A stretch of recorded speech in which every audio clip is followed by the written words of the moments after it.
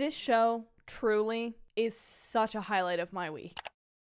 Hey y'all, today we are here to review episode 5 of She-Hulk. We're halfway through the season, which is crazy, but I feel like I am just enjoying every second of this show. Every week it comes out, I'm just so excited. I go in with almost no expectations, and this show, I think, in a lot of ways, is responsible for rejuvenating that love of the MCU. Paired with the timing of its release, with D23 announcements, with me finally finishing Daredevil season 3, I just am really back at a peak of MCU love, and so I want to say a major thank you to the show for that. But into my actual review of episode 5. So I absolutely love the girliness of this show, and let me be really specific about what I mean about this. There are things as a woman that I think you inherently recognize or see. For example, this episode was Titania's pop-up She-Hulk store, okay? I have gone into Glossier pop-ups or seen photos of Kylie Cosmetic pop-ups online, and you cannot tell me that as a woman, the fact that they just recreated that, it's not hilarious. And that's the thing I love about this show, is the woman-specific humor that it chooses to use. And I don't think it's so specific to where men also can't enjoy that sense of humor. I just think it's something that it's oh my god, this is a mocking of this makeup industry and the way that all of these products are kind of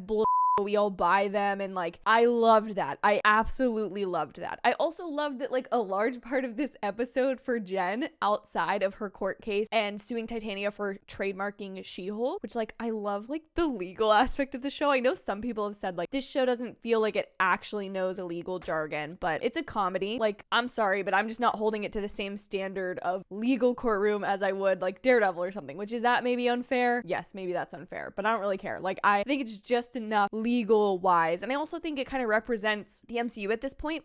We talk about how some parts of the MCU, at least in phase 4, I felt a little disjointed. The world is changing, they're growing. As of D23, Kevin Feige has kind of confirmed there are no more Avengers anymore, and so everybody's kind of running amok. There's more superhuman or superpowered individuals than ever. There's kind of all these cropping ups of powers, and how should the justice system interact with this and that sort of thing. And so I really love a little bit of the chaos of this show.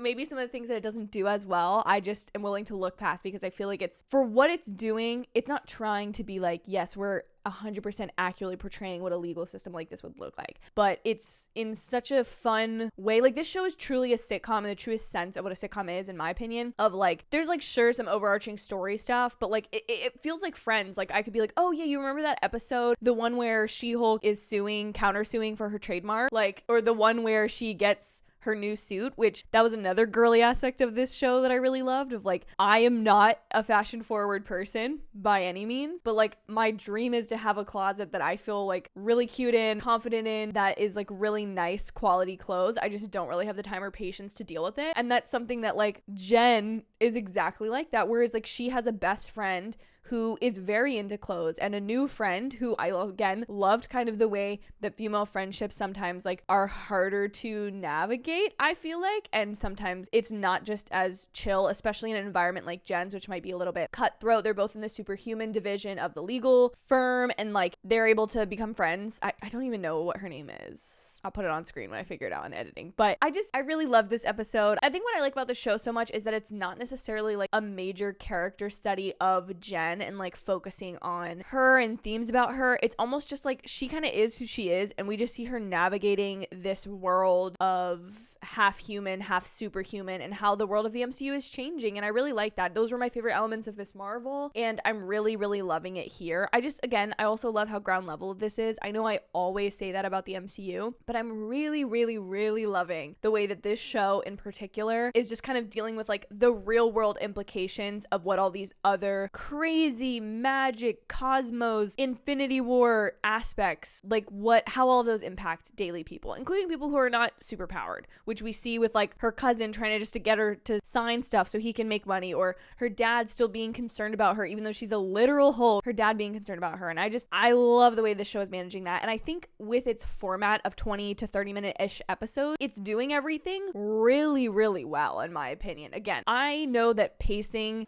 is a tricky thing. You don't know the overall pacing of the season because the show is just coming out. But I love how the format of these and the structure of these episodes works. Like, they're really seriously structured around like an A and B storyline, and the C storyline is almost always kind of like some type of complication with She-Hulk. That's almost like the overarching seasonal thing of like, is she Jen Walters, is she She-Hulk, or is she both of them at the same time? And I really love that. I also really loved Pug and Nikki in this episode. They're kind of like unexpected friendship / favor for favor, like waiting in line for shoes, going and getting Jen some new clothes. Like, I really love the two of them. I think they're fantastic side characters and super fun to kind of play around with in this world. So love them. And then the part you all know I've been waiting to talk about, you all know the Daredevil mask in the very last scene of the episode, the very last shot. Oh my gosh, this is literally my genuine reaction. You can hear the show credits in the background. You can hear me screaming.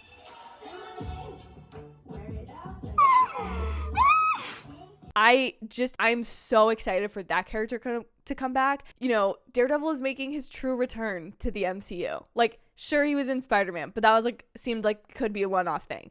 This is the first appearance of a much larger return for him. I am beyond excited, over the moon excited. I can't wait to see this character that I love so much return and to see him interact with Jen. I'm like so excited about. I just want to see what their relationship is going to be like, what their interactions are going to be like, and just to have him living and breathing Matt Murdock in the MCU, which I'm sorry to my girl Jennifer Walters because she's like, hey, this is my show, but I think that's the beauty of her character is like, to me, she's the perfect character to have a cameo of the week show, not only because of the legal sitcom format. She's very much at a crossroads between who Jen Walters is and who She-Hulk is and how she wants to like define herself and identify with. Of course, like she uses the moniker She-Hulk, but it's not always in a serious way. We've kind of accepted at this point midway in the season that this is a part of who she is. This isn't just something that's going to go away. It's not going to be this like once and done type legal representation and then it's over. This is like her life now.